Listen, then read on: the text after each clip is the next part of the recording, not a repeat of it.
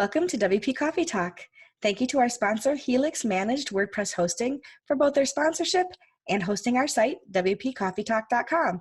Now on to our episode. Welcome to the next episode of WP Coffee Talk.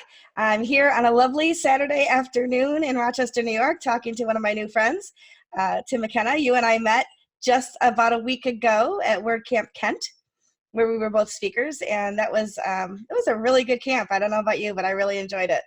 It was really good. Yeah, it was fantastic, and it was great to get to know people outside of my region. So when I speak at camps here in Western New York, I know a lot of people. I go to Ohio or Pennsylvania or someplace else. It's like I get to meet a whole new group of people in our community, which is always exciting. So it was great to meet you, and I'm so excited to have you on the show today. Thank you so much. So let's see. You're Tim McKenna. You live in Pennsylvania, I think. Yes, I live in Carlisle, Pennsylvania, smack dab between Pittsburgh and Philadelphia. Oh, okay. Very good. Right in the middle then, huh? That's awesome. So tell us a little bit about who you are and what you do. Cool. So I guess my official title is Director of Experience Design at Pennsylvania Interactive. Most people, when they first hear that, there's like a blank stare, like, what do you do? Depending on the type of conversation I'm having with folks, it's either I help to create solutions, or on most days it feels like I'm a cat herder because I'm just helping to get people to do things all the time. And being in the WordPress community, I think we all share some of that mentality a little bit. A little bit. Yeah. So on the good days, I tell people that, I help to create solutions. So I am actually more in the executive suite. So I actually help to create the digital strategy for all of our products and services at Pennsylvania Interactive, which only works for one client, the Pennsylvania state government. So we only create products and solutions and digital services for the Commonwealth of Pennsylvania. And it's a pretty interesting role because Pennsylvania has been a really big supporter of the open source community, and we have a number of sites that are running on WordPress. Most people wouldn't even think that are, in particular, pa.gov, complete homegrown WordPress site.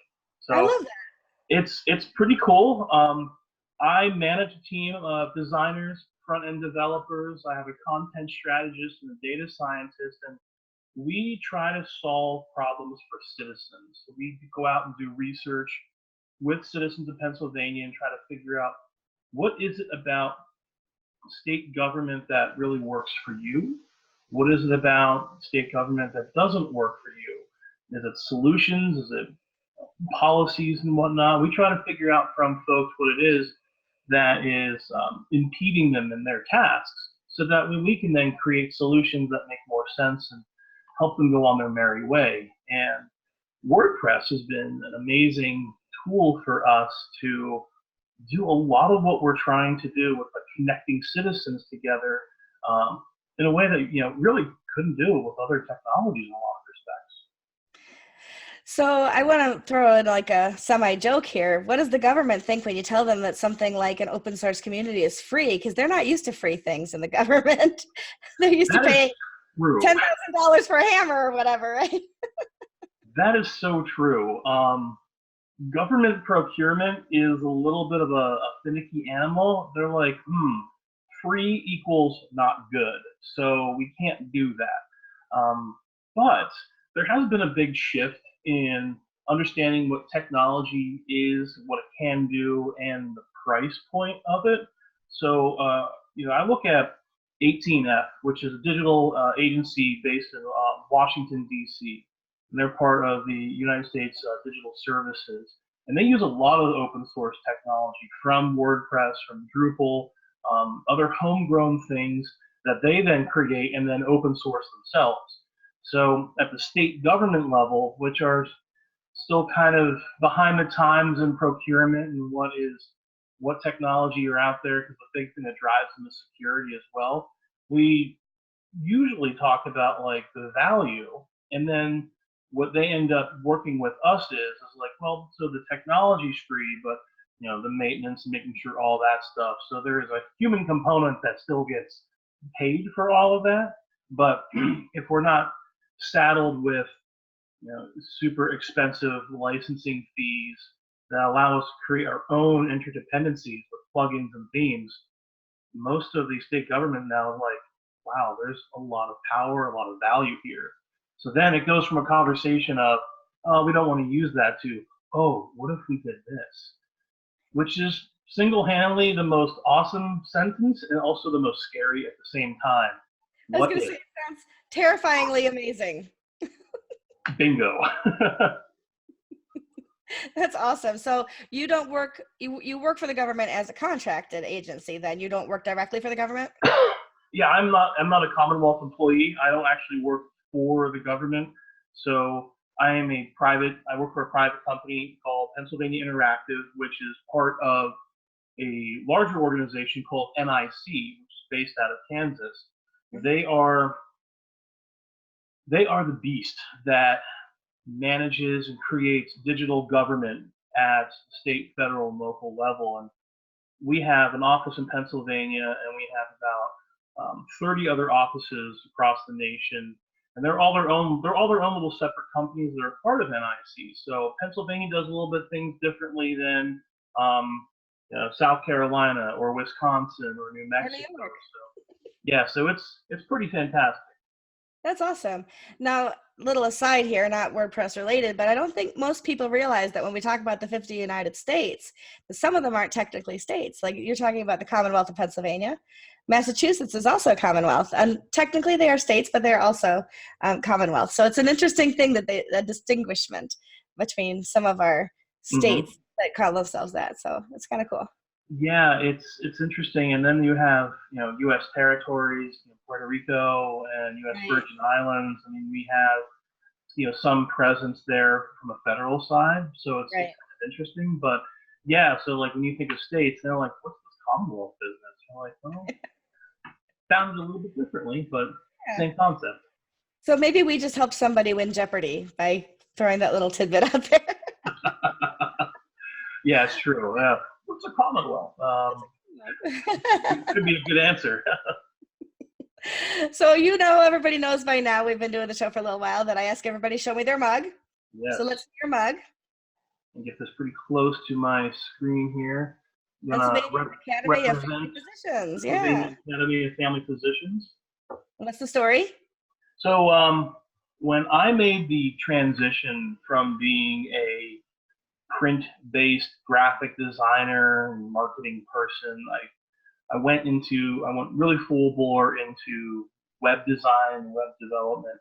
And the first place that I ended up working at in 2012, where I made the switch, because I had already been working for over 8 years in marketing strategy, and then made a switch, and I was like, all right, I'm a new web designer, developer. What's the difference? I don't know. And I found this position in Harrisburg, Pennsylvania, with the Pennsylvania Academy of Family Physicians. They were looking for a digital designer that knew print, knew how to make magazines or digital magazines. I was like, ooh, I've done both of those things. So, and they were looking for someone who's kind of like a catch-all for everything. And I spent 2.5 years there doing amazing work in the primary care healthcare association field. So I was part of a small organization that created learning opportunities for family physicians, advocacy groups for family doctors, private practice, and larger hospital systems. And I built one of the first major massive WordPress products at the PAFP. And what I like about this mug is that it's super corporate-y. It's got the blue marble-y thing, and it's super corporate. But what I like about it is that it's deceptively large. I have a Keurig downstairs, and when I put the 10 ounces in there's still enough room for a cream and extra. I'm like, oh, I'm gonna top this off some more. It also holds the heat really well. So I like my coffee scalding hot. Everyone thinks that I'm a glutton for punishment, but I want my coffee about a half hour later not to be cold. So this thing keeps the heat pretty well. And yeah, I've just had it ever since. Oh, that's awesome. I love everybody's mug story. So I've reused mugs between different episodes, but I have a new mug I'm going to show today. So this Nice. is, I graduated from Roberts Wesleyan College here in Rochester, New York in 1991. And somewhere in all this red writing is my name too. Oh, no way. That's super cool. Yeah, so that's the whole class is here. I don't know where mine is particularly, but it's on there somewhere. And you know, if I had my bifocals on right now, I could see it better. Well, that's so awesome. They made that mug with all the graduates. That's great. Yeah, and there's this little gold around the top and everything. I try not to put it in the dishwasher, but I had this sitting on a shelf for, well, it's been over 30 years since I graduated, or almost 30 years since I graduated, and I didn't ever want to use it because I was like, it's going to get ruined, you know, all the gold's going to come off, whatever. And then one day I thought, what am I waiting for? You know, why am I not using the things that I own? And one of my blogs is called The Daily Bedhead. If you want a really good laugh, you get a picture of what I look like when I wake up and a story of my life. And one of them was called, you know, about using the things that we have and enjoying the things that we own instead of kind of protecting them for what? Like, my daughter's going to want this someday? I don't think so. I may as well enjoy it.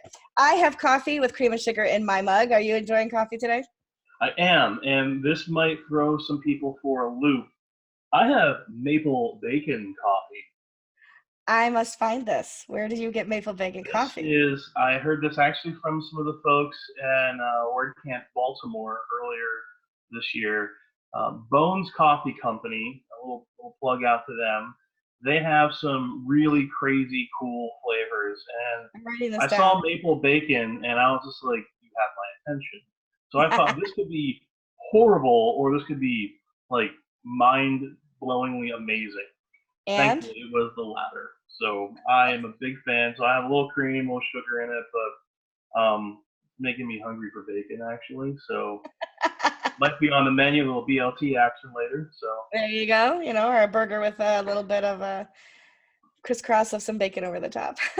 can't go wrong. For sure, for sure. I mean, talking food, I should have had a food blog or food podcast. Probably, I love food. Anyway, tell us how you got started with WordPress. What's your WordPress origin story? Oh man, I actually remember this pretty clearly because I was in class. So went to school a little bit later. You know, right after high school, I was a professional musician for a number of years, and then learned about design, and that's the truncated way. So I went to school in Philadelphia in 2006, 2010, and I remember it was my last year in school. We had a web design class. I say web design because it was basically Adobe Dreamweaver, and they didn't really teach anything else really about CSS or really about HTML. It was like, oh hey kid, here's the thing you might need to learn it. And I just remember having a really tough time with like understanding, because I really wanted to learn stuff from a code perspective, not so much the design perspective, because like I could design a site pretty easily, and but I didn't know how to actually make it work in like the internet. Like, how do I take my idea and make it work on a screen? So what happened was in 2009, I was staying in Philly, and I usually would go back home to Harrisburg for the summer and work my tail off to pay for school the next semester. But I stayed in Philly, and I got this job at a small, I guess they were like a tech design firm, but it was out of some dude's garage, and it was kind of weird. Well, he had a bunch of WordPress sites that he was managing, and I was like just hungry for any opportunity to learn how to do anything with code. So he knew that I had some design skills, and I was working with that, and I was learning how to translate what I knew in design into CSS. And at the time, so this is 2009, I can't even remember what version of WordPress was out, but I remember like looking at the admin dashboard, like petrified. I was like, what did I get myself into? I wanted to run for the door because I was like, what did I talk myself in? So I befuddled my way through the summer, and then once I had class, I was starting to learn a little bit more, and then I had a freelance client that knew almost exactly nothing about WordPress. I had spent that year pretty much the same way, so I was like, let's learn together. And I think it was at that time I was like watching lynda.com, like something fierce, and I was watching like intro to WordPress, and I was like, okay, now it's starting to click. So from there, just been using WordPress for personal sites, for professional enterprise sites, and now that I'm less practitioner, more management, um, I'm helping to set up the strategy with WordPress. So I think about those early days of being terrified of the admin, dashboard, and now like being like it's an old hat. I'm like, wow, I'm adulting. Like I'm getting somewhere. I think that's awesome. And I think a lot of people don't know that even the dashboard, the admin dashboard, you can modify it for yourself. Yeah, yeah. Yeah. I'm actually pretty particular. I always change it for myself. And they're like, what did you do? Did you break everything? I'm like, no, this is just for me. Oh, that's cool. But I don't want it to be red. Don't worry, yours isn't. Yeah, yours isn't. I'm like, why is yours so like different? I'm like, because mine, and they're like, mine's not gonna be that way, is it? I'm like, no, do what you want. Screen options are a wonderful thing too. Fantastic. Yes. It's like, I don't need to see all of that. Just take it away. That's awesome. I love that. I love that everybody's story is a little different too, that we've all kind of stumbled into it a little bit differently. As soon as you said Adobe Dreamweaver, I started to have flashbacks to like a previous life. Yeah. Like the nightmare times of, oh my God, I forgot to FTP that one thing or update that, and then FTP it again. And every page had to be FTP'd and the menu. And oh my goodness, I'm thinking back to those days. I was like, how did we ever manage, which brings me to the other part though, is the first time I built a WordPress website, I built it on a sandbox on my own server, and then I went to upload it to the other server, and I just thought you downloaded it and uploaded it like you did with the Dreamweaver, and I was like, there's no site there, and I had no idea that there were these databases and everything else, and so I ended up rebuilding the entire site because I didn't know there was a better way to migrate it. So yeah, so live and learn, folks. Don't do it the way I did it. Yeah, so like it was a very strange time when I first started getting into WordPress, because we had another class which was building interactive sites with Flash. Ooh, And I remember Flash. that was the cool, slick thing to do, because like that was like the designer's mindset. Like, oh, I could design all this thing out in Flash. It's great. And then I think it was like 2008 is when Apple, like when Steve Jobs came out and said, look, we're not going to support this at all. And then everyone was just like, what do we do now? So then other things were starting to come out. JavaScript was still like an alien word to a lot of people, and they're like, it looks like ActionScript, but doesn't function like it. So it was a very strange, confusing time. And then I think with kind of WordPress coming into play, like, wow, you can do interactive sites. You've got a dashboard. You've got this. And if I can use Microsoft Word, I can create a blog post. It's like revolutionary. So yeah, I mean, it was cool that that really started to kind of build out. And I have friends of mine that are like, oh, I'm using these other things. I'm like, yeah, cool. But you have a lot of work to do. I can just write. And they were like converts afterwards. Yeah, you do keep doing that mind blown, like, whoa, yeah. Yeah, I can't remember which. I think it was Tim and Eric Fun show, where there's like the gift from that, like the guy's mind blown all the time. I feel like I use that in my Slack channel at work all the time. I've seen it on quite a few WordCamp talk slides as well, which is always fun. It's like, I know that meme. That's awesome. Pretty sweet. that GIF or GIF, whichever side of the Mississippi you're on, and however you say it. But yeah. I don't know what I would. Yeah, GIF. I don't know. A strategist. I can't spell. I can't talk. I can barely math as it is. So I hire really smart people around me, and I'm like, sure, that sounds great. So that's the smartest thing to do ever, for sure. Absolutely. Well, I know that those of us who have been in the field a little while, we see hundreds and thousands of sites over time. If you had to think about all the things you've seen, and what's like one or two things that you think people kind of miss the mark on, they don't include or they neglect on putting on a site that would make that site better or easier to use? Well, I think the big thing that is kind of missed is understanding accessibility in a lot of respects. I mean, Understanding accessibility and also having like a privacy policy, the two things that are not the most, slick or the most, attractive things about a site. But I think those are two things that a lot of sites, especially if you're doing anything commercial, that you need to have baked in a lot of respects. So I have a unique perspective and working relationship with making sites and applications are accessible, because federal government mandates for government agencies to make sure that you're complying with Section 508 WCAG 2.0 AA standards. That may be a completely alien term that I just threw out there for some folks. Like, what did you say? Excuse me?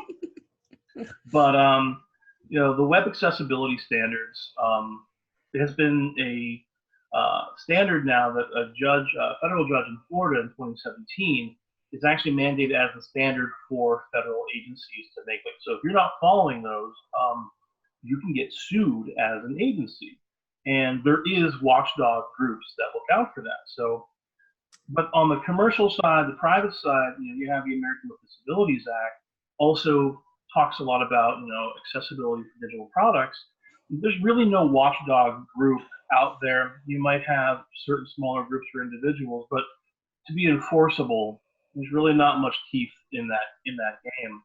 So I am a big supporter, a big advocate for an open web that everyone can use. So I always think about making sure that everything that we do has to have accessibility baked in, is understandable, is usable from a user's perspective, and we can't just rely on certain tools, certain Chrome extensions and things to make it. You have to really test it, work it out.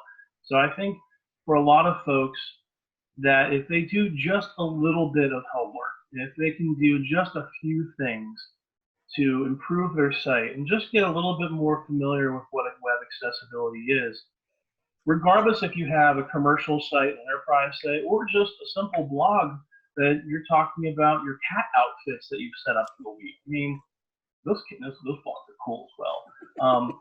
If you want to reach a wide audience, just doing a couple things, simple things that you can do to make your site more accessible for folks. I don't know the one thing that makes me head meets concrete wall that I tell it to people, like alt text. Just add a descriptive alt text to your image, and then you would be surprised just by that one thing how much more it would make your site usable. And I tell this to folks a lot of times, and they're like, what do I put? Do I just put picture? I'm like, describe it. So now a lot of people may not be familiar with that. I mean, it's the one thing that in the editor, in the media window, that most people kind of like skip over a good bit.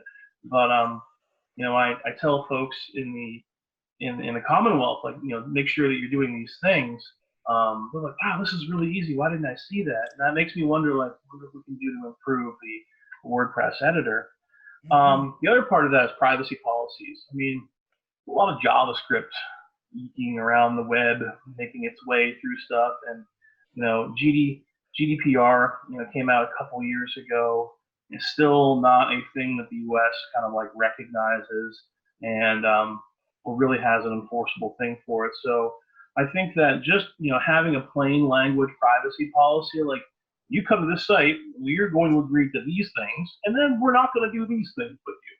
Mm-hmm. You don't have to make it sound like legalese. You don't have to make it sound like a lawyer wrote it. Just be like, hey, by coming here, we're going to collect this much information on you. And then that's it. Just having that would make a lot of people's sites just way more secure in the respect that, hey, you're not going to possibly get litigation against you, and that you also are starting to build trust. When you have those privacy policies and you have building accessibility, like, wow, those things, if you have those, great. People are going to feel a little bit more trustworthy about like what you're putting out there. So those are two things I harp on a good bit. It's part of my cat herding capabilities, is I feel like I repeat myself all the time. That's okay. It's a good thing though, if it's helping people remember to do that. So yes. I think that's a wonderful thing. And I agree, there's got to be a way to like have reminders or something. At the very least, we should be putting out checklists for people that say, not only do you have a footer statement, and do you have a 404 page and all this other stuff, but have you made it accessible at the very least? Yeah, Alt I've tags. actually I've joked around, but I'm actually now thinking that I might actually make this as make an accessibility plugin that every time that you don't have an image that doesn't have an alt text or certain color contrast, you're just going to see random little GIFs appear on your page of from the office where he's like, no, God, no. Like it's just going to show up on your page. You're like, okay, fix this. So you don't have Steve Carell showing up on your page all the time. Or maybe the one from Office Space where he's like, yeah, if we could put an alt tag on here, that'd be great. That would be fantastic. It's one of my favorite memes. So good. We'll work together on something. I don't program, but I'll come up with the material for you. I think if anyone else is listening wants to be a part of this, I'll set up a GitHub project for all of us to work on it. I love it. That's awesome. What's something that you wish that you knew when you started working with WordPress that you know now that would have made life a little bit easier? Oof, man, there's still so much I wish I knew about WordPress. Well, that's another question for later in the talk. But man, one of the things I wish I knew, one of the things that I think took me a long time to really wrap my head around was theme development, understanding how to write themes in a way. I have gotten pretty good at that at this point. And now that I'm writing them less and less and just doing more of like the strategy for stuff, like I feel like those skills are starting to get away from me again. But it was like writing, like again, like how do I write a theme, like how do I design stuff that if I would have known how easy it was back in the day, like it would have made my life so much easier instead of trying to like do all sorts of crazy stuff in the HTML window and the pages. I was like, wow, I'm really breaking this. But I think I give Morten Rand Hendrickson, I give him a big shout out for this, because when I first learned how to do creating your own theme, I watched his course on lynda.com. It was like the giant light bulb, like, oh, that's how you do it. And I swear, I was like, if I could get a time machine, go back and be like, do it this way, I totally would do that. Everyone thinks, oh, that's the thing you go back in time for? I'm like, yeah, it's saving so much headaches. That's what it would be. That's awesome. I know you've spoken at WordCamps, and you probably attended meetups and things like that. When you think of attending WordCamps, meetups, speaking at those things, what's an event or a speaker or a moment at any one of those kinds of community events that just rises up to the top as a real either turning point or an aha or the light came on kind of inspirational moment? Well, yeah, you're right. I go to a lot of WordCamps. Probably go to like 4 or 5 a year. Go to a lot of meetups, and then even outside of the WordCamp, the WordPress community, I go to a lot of design conferences and business ones. And I'm going to put you on the spot a little bit here, because of all the talks that I like to go and listen to, the ones that really inspire me, the ones that like get my heart pumping and like fill me with fire, are the ones about self-care and taking a step back and like realizing you don't have to be the unicorn, you just need to be the best version of you. So your keynote at WordCamp Ohio was like, that was for me, like that set the tone for the rest of the weekend. And it just really filled me with a lot of like, oh my God, like I know that I say this to a lot of people, but then like having you talk about that and making sure that like we're all like taking care of each other, we're taking care of ourselves. That's really, I think, the crux of community. I mean, I've been to so many developer tracks where I kind of understand what they're talking about, and other times I'm just like, I've been to so many design things. I'm like, I know the practical, the tactical, and strategic side, but I think that there is a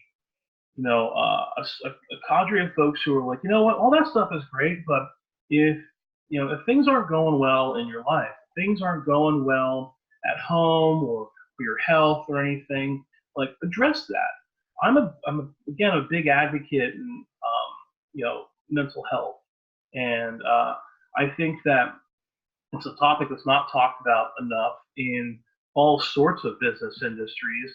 And when folks are brave enough to come up and talk about some of their own history, and then also be brave enough to reach out and talk with people and like let you know like there's other things that are out there to help you, that to me is the one thing that's just like, man, that is like enough fuel, that's enough fire, that's gonna keep me going 110 miles an hour.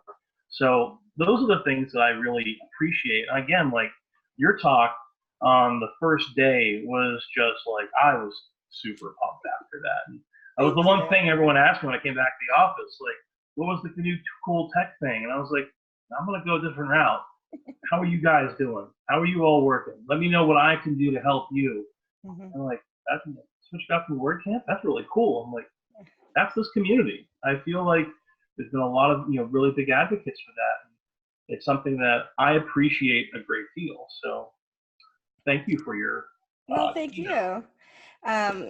Kind of on those same notes, a few years, 10 years ago maybe now, my daughter had come to me and said, you got to listen to this song, Mom. It was a song by Jack's Mannequin, and a lot of people my age have never heard of Jack's Mannequin. But the lead singer of Jack's Mannequin had gone through leukemia in his early 20s. Wow. And he wrote this ballad called Swim. Okay. And I can never think of all the lyrics, but it's talking about you have to swim for your life because waves come crashing. They pull you away from the people you love. Just keep your head above. And she said to me, I know he wrote this song. She was like 15. She goes, I know he wrote this song about leukemia, but it sounds like single parenting to me. And I was like, oh my gosh, she understands that this hasn't always been easy, that it's not easy to be the mom, and it's not easy to be the mom and the dad and have all those things that he played. And so I have a tattoo on my foot that says, just keep your head above. Wow. Because it's a reminder to myself that I don't have to walk on water. I just have to keep breathing. So when you said you don't have to be the unicorn, I was like, oh, that just resonates so well with me. That's pretty cool. That's fantastic. That's super cool. Your daughter had that insight listening to that. I'm like, oh, I can make a correlation here. Yeah. Kind of similarly, I was going through like a really bad breakup, really just like dark time, like in that summer of 2009, where I was trying to figure out web and everything in the internet. And there was a song that is very unbrand Tim. Like I listen to a lot of hardcore, a lot of metal. I'm usually the guy, who's like, here, give my wife, here's my glasses. I'm going to go in the pit and just, have craziness. But I remember I was sitting in a little cafe outside of UPenn, and the song Move Along by All American Rejects is super kind of poppy, little pop rocky type of deal. But for some reason, as I was sitting there and I was having a coffee and just like, feeling bad about myself and just everything, I heard that song and I was listening to all the lyrics and I'm like, just keep going. Like the whole thing, move along. And I was like, wow. And it's today, like it's still like when I'm having a crappy day, I will put that song on and just reminds me to keep moving. And I actually have a Post-it note among the forest of Post-it notes in my office. Right above my computer, it just says move along. And I've had that same one for the last 3 jobs, so I just keep bringing it with me. Yeah. And so I think that's the one, tying that back to the WordPress community, meeting all the folks at WordCamps, at the meetups, there's always been a sense of real community. We leave the business stuff at the door, because sometimes we technically work for competitors or whatnot. We usually leave all this stuff at the door and make sure that we're all doing well. And we leave, from those events just super inspired. So it's pretty cool.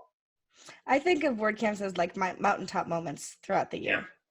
Yeah. Last year I attended 9 camps last year and I spoke at 8 of them. And it was like and I went through a pretty hard year last year. And you heard some of that in my talk, Yeah. I moved out, I've been going through divorce and all those kinds of things. And I'm open about it because it's reality, right? Yeah. But having those WordCamps and those mountaintop moments, and some of my closest family are people in the WordPress community that aren't related to me by blood anymore.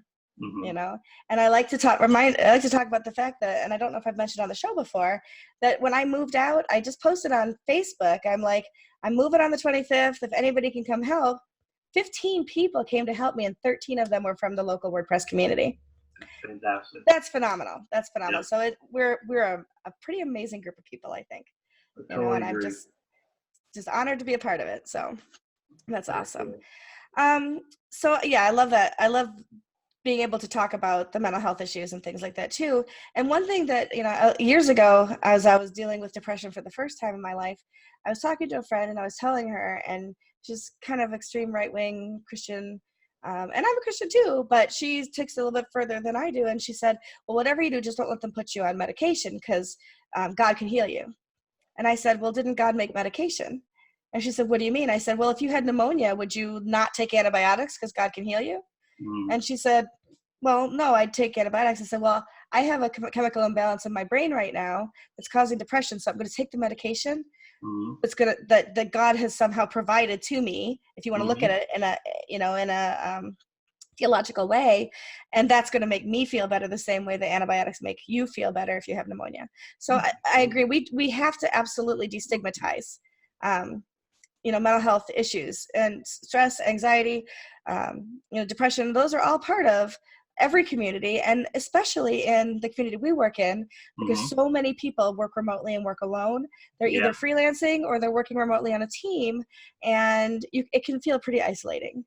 And there's a lot of ways that we can reach out to one another and just do those check-ins. So yeah, thanks for bringing that up, and I'm glad you enjoyed the talk. No, it was I remember going back to the hotel room that night. So which session was the greatest? I'm like, dude, the first one was fantastic, and we had a great conversation that night at dinner about everything. So yeah, no, it's I think those talks are continuing to grow. I think the stigma is starting to lessen a little bit, and I mean, between all the different types of conferences and stuff that I go, I'm starting to see that become more normal, accepted, and appreciated. So I think we're on the forefront of this movement becoming much more, part of our lives. I agree wholeheartedly. So, and now we'll be part of the same team of people that reaches out and says, hey, how you doing? And that's awesome. Absolutely. I want to move into what I call my rapid fire questions. Of course, as people hear me say every time, you don't have to answer them rapidly. I'm just going to ask them rapidly, but take your time to answer. Cool. Okay, so the first question is, if you were to give recommendations or advice to somebody building their own site, whether it's the first time or not, what are 2 or 3 plugins that you would recommend that they use? Ooh, good one. All-in-one WP migration has been my go-to, been my jam. If you were doing local development and then you want to move it to a stage or a production, I like that one because it's just set it and forget it. To quote Ron Popeil's Showtime rotisserie cooker, it's super easy to use. I recently moved. I did some freelance work because I wanted to make sure I was still competent as a web developer. I did some freelance work, and I did a massive redesign, rebuild of a medical device company's website, and tons of stuff. And I used all-in-one WP migration to move everything over, and it was fantastic. So all-in-one WP migration, WP accessibility, that's another one too. Simple plugin, fixes a lot of things that may happen between all your configurations. Will also give you a good list of what you're still missing. And then enable media replace. That one is a super great one because I sometimes have to go through a whole bunch of, especially commercial sites and big enterprise sites, just finding that instance of that image and then replacing it and making sure that the URLs all work. So that one's been a godsend. So yeah, WP accessibility, enable media replace, and actually that one may be baked into core now if I think about it. And then all-in-one WP migration. Those are the 3 that I'm like, oh, okay, cool, new instance. Setting up these 3. That's awesome. I hear a lot of people quote Ron Popeil with the set it and forget it with the rotisserie, whatever. Just once I want to hear somebody quote something about the pocket fisherman. Do you remember that? That was stupid little. I do remember. I show my age so many times on this show. Oh, that's so great. Now I gotta go watch the commercial, see if there's anything quotable about it. And At any point in your WordPress journey, whether right when you were starting out or at any point in time, have you had a WordPress mentor or somebody who mentored you in your career, and who was it? A WordPress mentor.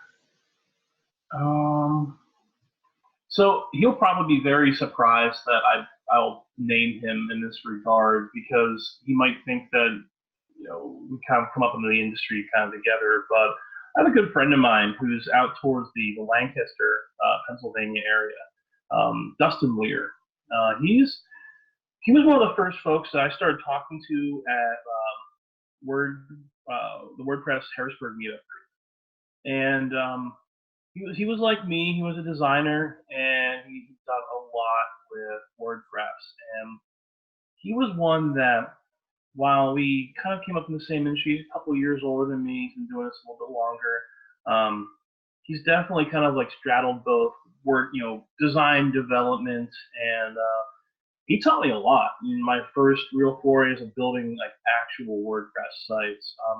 I remember when I built the Meet at Sundown website. This was a website for a Southern metal band from Pennsylvania. So geographically, that makes absolutely no sense. Especially in the Bible Belt.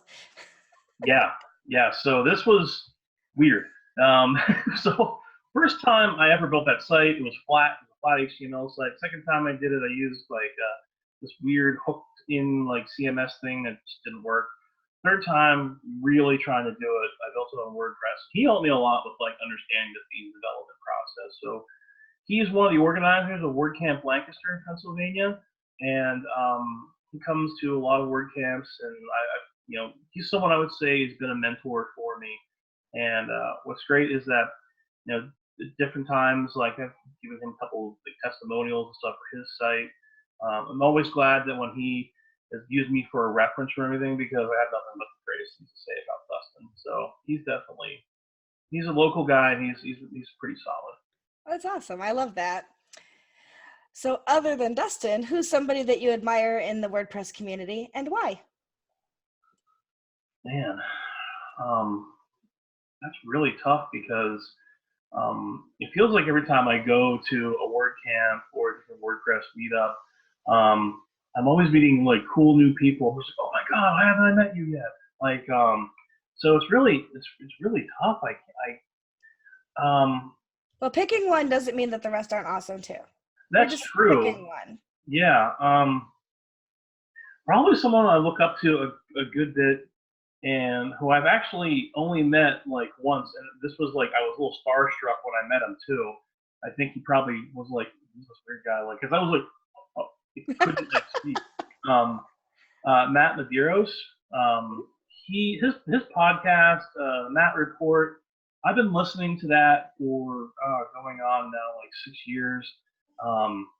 He has been very much instrumental for me from like the WordPress side of understanding different plugins, configurations, things that are going on in WordPress business and community, but also understanding like from the business side of things, like building a WordPress-based business. Whether it was, for me, I freelance, did a lot of side hustles on the side, or like building an entire like company around those things. So Matt has been someone that when I met him at the first WordCamp US in Philly, I had just had like surgery like 2 weeks prior. So I was like doped up on medication. I was just like, all right, I'm gonna go. Probably nothing's gonna stick from this. But I remember meeting Matt, and I was just like, oh my God, it's Matt Medeiros. I was like fanboying the whole thing. And I go up to him, and I didn't realize how short he was or how tall I am. I'm 6'9". I am tall. And I've actually made in my WordCamp slides, I'm like, if you ever hear about like people seeing Bigfoot in Pennsylvania, no, it's just me going for a hike. So I walked up to Matt, and I was like, man, he's really short. I'm like, wait, Tim, no, you're a giant, so don't scare this dude. So I walk over to him. Hi, Matt. My name is Tim. Awkward pauses at the whole thing. Hey, cool night. He was super eloquent. He was super elegant. He was super nice. But yeah, I don't think I could have been any more awkward on my part. So, But he's definitely one I would say is a big mentor. Hopefully the next time I run into him at a WordCamp, I'll be like way more intelligently speaking like, hi man. So I just interviewed Josh Pollock from Caldera Forums the other day. yeah. And I was telling him, he's a friend of mine now. We've like, you know, we go way back kind of thing, and we talk to each other all the time. But when I first met him, we were friends on Facebook. When I first met him face to face, Yeah. I was like, cool, calm, collected on the outside, and inside I'm going, oh my God, that's just and he's like, me? I'm like, yes, you. So I totally get that. That's so cool. And I'm only 5 foot tall, so everybody's tall to me. So what's something that you want to learn in WordPress that you haven't tackled yet? Probably the biggest thing on my plate right now that I haven't tackled yet, though I've told all my staff, hey, learn this, is React. I want to learn how to build Gutenberg blocks. And I realize Gutenberg is still super new and there's still a lot there, but I really see the potential with this block-based editor type of creating posts, creating sites. So, you know, I muddled my way through JavaScript, and thankfully I have front-end developers who are way smarter and way knowledgeable, more knowledgeable than I am, and they give it to me at like a 5-year-old like reading level. So I'm like, oh, cool. So I really want to learn. I want to learn React for a couple of reasons. There's obviously a big component of that with WordPress, with a blocks editor. Also, outside of the WordPress ecosystem, React is one of the ones that designers and developers can talk intelligently about together because of reusable components for user interface elements and patterns. Sometimes my work at PA Interactive takes me outside of the WordPress ecosystem, and we see the value that React has outside of that as well. So the way that I see it is, like, if I learn that, cool, I'm going to be way more knowledgeable in how to do all this stuff, and then bringing it back to WordPress, I'm just like, I'm giddy because I'm like, the stuff that we can do with this, and my team is just like, okay, man, it's time to switch to decaf, but I'm excited for it. So React. I think that's awesome too, because I think everybody was a little afraid of of Gutenberg, of the block editor at first, because it's just so different than what we're used to. Yeah. But I also remember people like screaming to high heaven because they changed the way Facebook looked. And I don't even remember what it used to look like anymore, because we just get used to it, right? Mm-hmm. It's interesting that the people who are starting in WordPress, so I hired somebody this year, Jeff, he was at WordCamp Camp with me last week. Yep. I challenged him to start a blog and blog his first way through WordPress, because he's never been part of the WordPress community before. Wow. And to him, the block editor is that's native. Mm-hmm. Yep. And that's awesome. And I think that also the more that the plugins we use develop blocks, the easier it becomes as well. Absolutely. So yeah. So if you're building plugins for your sites, making sure that they're compatible with the block editor is a huge thing. So yeah. I think for us, our challenge is that from a lot of what we were doing from like security and like sustainability practices, we kept on the classic editor for a while, because like if we're going to embrace Gutenberg, we're going to go whole hog into it. So we're not going to like try out a few things. Like so my team and I are really trying to understand how we can take a lot of what we have existing and then put it into using the latest and greatest stuff, so that we can just continue to build on it. Because I really want my team to be like thought leaders in this. Like, they know how to do this inside and out. I'm encouraging them to like go out to speak at WordCamps. They're like, hey man, you built this great plugin. It does this. Go talk about it. And they're like, I can? I'm like, absolutely. So I think the first one I took them to was WordCamp Lancaster earlier this year. They had a great time. I was like, cool, man. WordCamp Lehigh Valley's coming up, not too far away. How about you guys put some speaker proposals in? And I got 2 of them yesterday from my folks just to see like what they want to talk about. I'm like, cool, clock's ticking. Let's get those into the organizers. That's awesome. I love that you're encouraging people to participate like that. That's fantastic. Yeah, I think giving them a platform and like letting them share their knowledge, helps them out. What could go wrong? It's a beautiful thing for sure. Absolutely. What's your biggest WordPress mistake, and what did you learn from it? Um, This just shows that we all have feet of clay too, right? oh yeah. Well, all right. Uh, so it's in the WordPress ecosystem, but I think it was more of a mistake of like what I think that I could do and what I could deliver on. So um, I had this understanding with a certain plugin, Ninja Forms. Ninja Forms, great plugin. It's just current jam, and I know how to customize it a good bit. And man, I thought I could create this super cool interaction between Ninja Forms and the Acton CRM and connecting that with Salesforce, just daisy chaining everything together.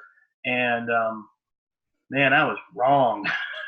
And it's not like it's not a Ninja Forms problem, it's not an Acton problem or a Salesforce problem. It's just that you trying to connect three totally different systems in a super meaningful way that really weren't supposed to be. That was a mistake that I had with a client where I was just like, hey, look, we use Ninja Forms, we style all this stuff out.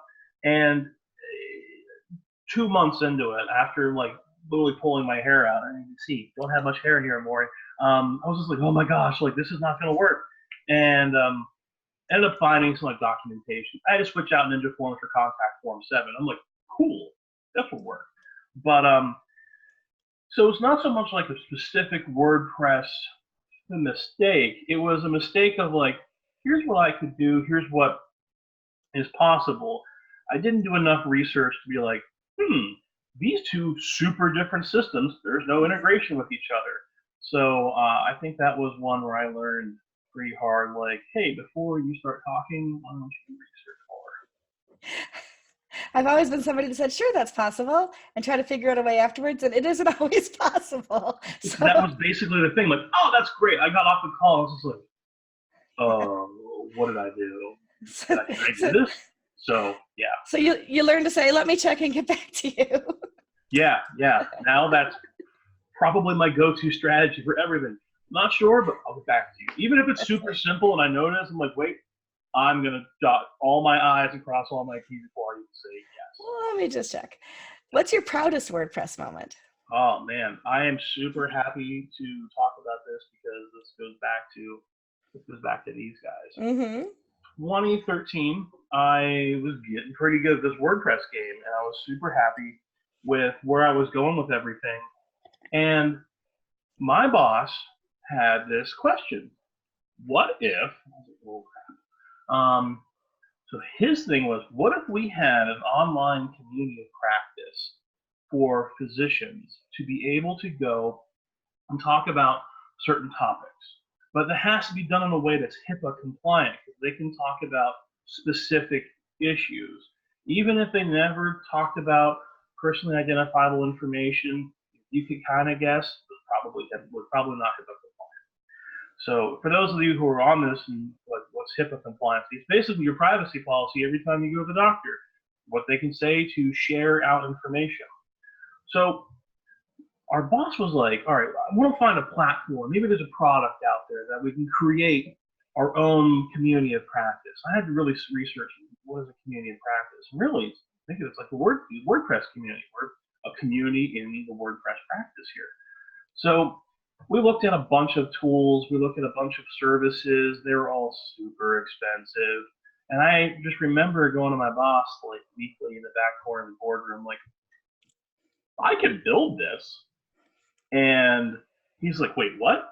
So I was like, yeah, I think I can build this with with WordPress and this thing I learned about recently called BuddyPress. And I'm pretty sure that we can make it do what we want it to do. So I had gathered some simple requirements, like, look, hosting and stuff. We had our IT guy. He's like, look, I can put this in whatever host, make it super compliant for everything. So cool. Had to be mobile first, so it had to be working like a mobile app. Had to connect with our database in Kansas City for our members to log in seamlessly, and it also had to have chat functionality.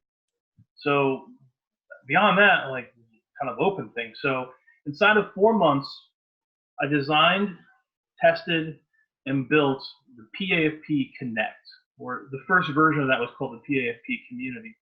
It's on the app stores now because we used AppCressor to turn it into an actual like PWA, Progressive Web App. But what happened is that we built this online community. We connected all of our doctors, and we had 8,500 physician members in Pennsylvania at that time. They were all logged in. They had to do nothing except for just put their regular credentials in and log in. Forums, basically our version of Google Docs was built into this thing. We had chat. We had our own video sharing capabilities. So we built all of this in, and then that year we took our regional medical series conferences and put them all in the community. So I was driving all over Pennsylvania and going to different hospital systems, and basically doing what you and I are doing right now, is having a conversation, streaming it through the network. Previously, the medical conferences had an attendance of like 10 people. Like nobody wanted to come out to these things. After we were said and done with all 6 of the conferences, we saw a 1,300% increase in attendance online. Wow. I was like, what? Yeah. That format ended up changing how they did all of their community meetings in the future. Now they only get together for like big conferences that are, big sponsors and everything. They will go to like Philadelphia or Pittsburgh, but now they do everything online. That then enabled the office to go remote. So they sold their building, and now the entire office has become a remote team because of the platform. So wow. That's the proudest WordPress moment. I still talk about it a good bit. I gave a talk at WordCamp Philadelphia in 2014 when the thing was still new. It's on WordPress TV. Actually, I just found it the other day, and I was like, wow. And the thing is, it's still out there. It's still, still working with everything. And other academies of family physicians use that as a model to build their own. So that is my most proudest WordPress moment. That's awesome. Well, congratulations. I can see why that is. Thank you. I mean, it's like the fact that like we got doctors to not be afraid of using the internet and using something in a way that I've had physicians come back and say like, we've actually been able to work together on research projects through here that we couldn't do otherwise because we have to use a myriad of other technologies to do it all compliant. Like we just did it all in here, and I'm like, cool. I'm like, no, like this is like research into like how to solve diabetes. I'm like, oh, really cool. So that's really awesome. Well, congratulations. That's phenomenal. Thank you. Yeah, I love the things that we can do, and I love hearing everybody's success stories. They're so cool. I mean, even our failures are success stories because we learn from them.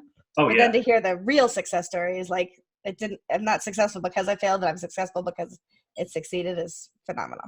I tell people that I built it in WordPress. They are like flabbergasted. They're like, wait, you built it in WordPress? And they couldn't believe it. I'm like, yeah, I've had an idea, and that was one of the times where the what if statement was really great.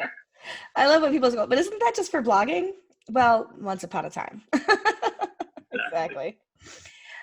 What's something on your bucket list? You know what? I'm going to go to Alaska. Sounds pretty mundane compared to most other ideas for bucket lists, but I'd really like to go to Alaska. I really want to go to a WordCamp up there, maybe Anchorage or Juneau. Alaska to me is like this mythical, magical, snow-laden land that just sounds like right up my alley because my wife is like, let's go to the beach. And I'm like, okay, cool. Portland, Maine. And she's like, no, like a beach we can sit on. And like, I'm like, I tell her that the latitude of areas I want to go to is anything of Denver and above. And she's like, cool. So Alaska to me is just like the best, like the jewel of the north. So I really want to go to Alaska and do something cool, whether it's just, be part of the WordPress community up there in some way, go to a conference, or just go and just, chill. It's fun. I don't want to go skydiving. I'm afraid of heights. I'm terrified of the ocean. If I can't see where my feet are at in the water, I'm out. So those things, like those are non-bucket list items for me. But traveling in Alaska is like the one place, the furthest north, that I'd love to go to.